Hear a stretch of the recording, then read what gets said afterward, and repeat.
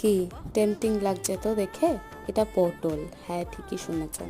আপনার বাড়িতেও কি পটল খাওয়া নিয়ে সবাই নাক সিটকায়?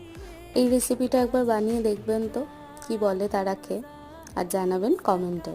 চলুন রেসিপিটা দেখে নিই।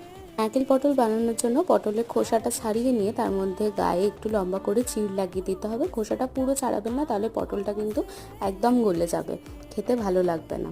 এবার ওই একই তেলে গোটা দারচিনি ফোড়ন দিয়ে তার মধ্যে আগে থাকতে বেটে রাখা পেঁয়াজ বাটা, আদা বাটা আর চিড়ে রাখা কাঁচা লঙ্কা দিয়ে ভালো করে কষিয়ে নিয়ে বেটে রাখা টমেটো দিয়ে ভালো করে মিক্স করে পরিমাণ মতো হলুদ, নুন আর ধনে গুঁড়ো, জিরে গুঁড়ো দিয়ে ভালো করে মিশিয়ে নেবেন ততক্ষণ পর্যন্ত যতক্ষণ না মশলাটা তেল ছেড়ে দিচ্ছে। মশলাটা তেল ছাড়লে পটলগুলো দিয়ে একটু ভালো করে কষিয়ে নিয়ে গ্রেভি অনুযায়ী জল দিয়ে একবার ফুট এলে আগে থাকতে দুধে গুলে রাখা নারকেলটা দিয়ে ভালো করে মিশিয়ে ওপর থেকে ঘি গরম মশলা ছড়ালেই রেডি।